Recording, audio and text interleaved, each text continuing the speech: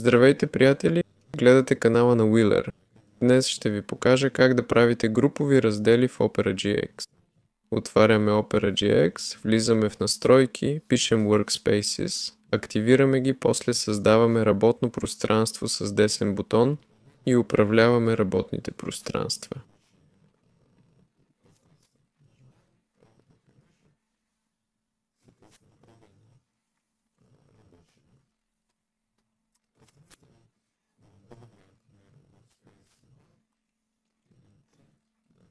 Натискаме Създай, държим Ctrl, избираме два раздела.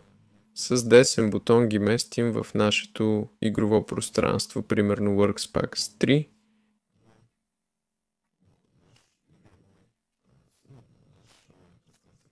Избираме тези три раздела, да кажем, искам да ги преместя в Workspace 1.